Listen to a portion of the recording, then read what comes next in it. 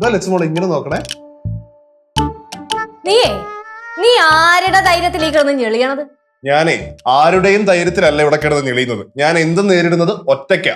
ഓഹോ, അപ്പൊ നീയാണല്ലേ ഒറ്റയ്ക്ക് വഴിവെട്ടി വന്നവൻ? അതെ, ഞാനും ഒറ്റയ്ക്ക് വഴിവെട്ടി വന്നവനാ. എന്തേ? അടുക്കളയിലും പിന്നാമ്പുറത്ത് എന്നെ പറ്റി എന്തായിരുന്നു സംസാരം? ഇനി നിന്നെ പറ്റി സംസാരിക്കാൻ നീ ആരുവാ? ഒന്ന് പോയാടി അവിടുന്ന്. അപ്പൊ നിങ്ങൾ എന്നെ പറ്റി സംസാരിച്ചിട്ടേ ഇല്ല. നിന്നെ പറ്റി ഇവിടെ എന്തോരം സംസാരിക്കാനാ? ശരിയാ, എന്നെ പറ്റി എന്ത് സംസാരിക്കാനാ? എന്ത് സംസാരിക്കാൻ? അയ്യേ കഷ്ടം.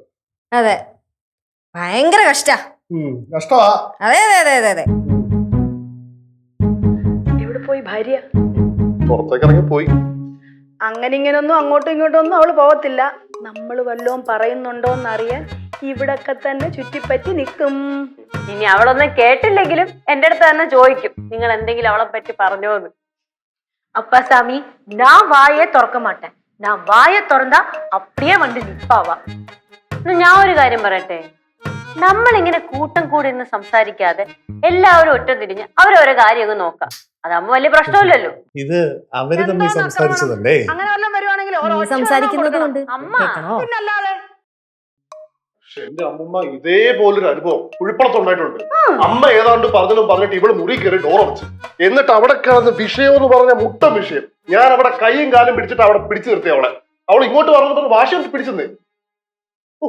ചില സമയത്ത് സഹിക്കാനേ പറ്റത്തില്ല. ലച്ചു, സംഭവം എന്താന്ന് വെച്ച് കഴിഞ്ഞാൽ അവര് നീ ഒരു തേങ്ങ പറയരുത്. നിനക്ക് നാണുണ്ടോടാ? ഉണ്ട്, നല്ല നാണമുണ്ട്. എനിക്കിട്ടല്ല, സത്യം പറയാൻ തന്നെ നാണക്കേടാണ്. അവര് സംസാരിക്കുന്നതിനിടയിൽ ഞാൻ എന്റെ 2-3 കാര്യങ്ങൾ പറഞ്ഞു പോയതാ. ആരെങ്കിലും സ്വന്തം ഭാര്യനെ കുറ്റം പറയുമ്പോ നീ ഭാര്യയെ സപ്പോർട്ട് ചെയ്ത് വേണ്ടി സംസാരിക്കാൻ നീ എന്താ ചെയ്തേ? നീ അവരുടെ കൂടെ ചേർന്ന് ഭാര്യനെ കുറ്റം പറയുന്നു. എന്റെ പൊന്നു ലച്ചു, നിന്നെ ഞാൻ സപ്പോർട്ട് ചെയ്താ സംസാരിച്ചേ. പക്ഷെ പറഞ്ഞു വന്നപ്പോ ചെറുതായിട്ട് കുറ്റം പോലെ ആയിപ്പോയത്. കുറ്റമല്ല, ഞാൻ കേട്ടത് നീ പറഞ്ഞത് മൊത്തം.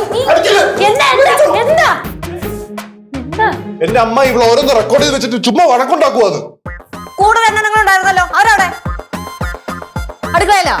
നീ നോക്കിക്കോ, എല്ലാത്തിനും തരാം. നീ ഇവിടെ തന്നെ ഈ പോരുന്നു.